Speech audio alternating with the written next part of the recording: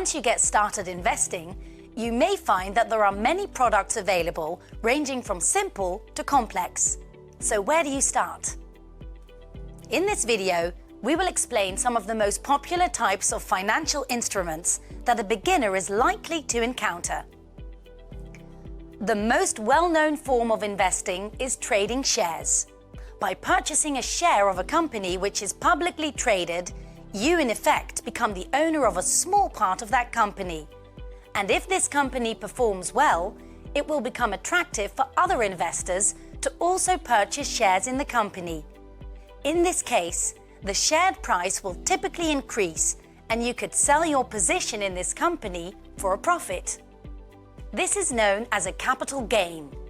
Conversely, a capital loss can occur if the company falls under bad times and the share price decreases. Selling your shares may then result in a loss for your investment. Selling at a higher price than you bought it for is not the only way to grow your portfolio. It is a common practice for companies to distribute a part of their profits back to shareholders. This paid amount is called a dividend. This way, you can generate an income from your shares without needing to sell the position. In addition to shares, there are a number of other types of financial instruments available. Bonds, for example, are also a well-known and frequently used investment method. A bond is in essence a loan to a government or corporation on which you receive interest. This interest is referred to as a coupon, and this amount can differ depending on a number of factors, including the duration of the loan and the credit rating of the institution you lend to. Investments in short-term bonds to governments or companies with a high credit rating are a common way to decrease risk in a portfolio. The downside of these low-risk products is that the coupon can typically also be expected to be low. It is also possible to get a selection of different financial products with a single purchase. Normally, buying a large amount of different stocks requires a large budget and would be time-consuming.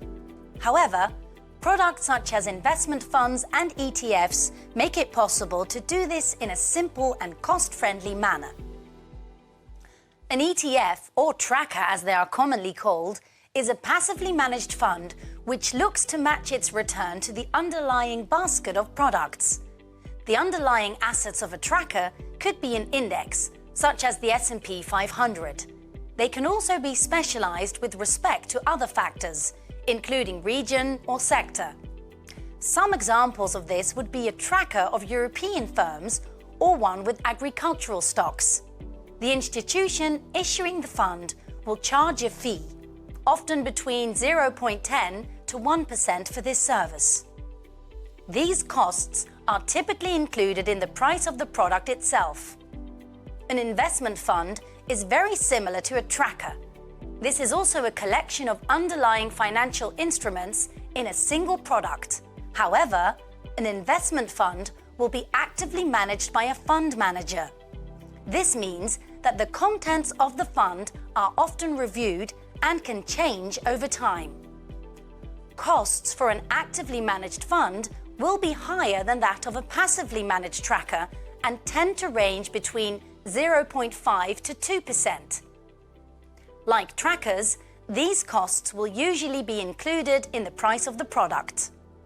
Brokers typically charge a fee when investing in ETFs and investment funds.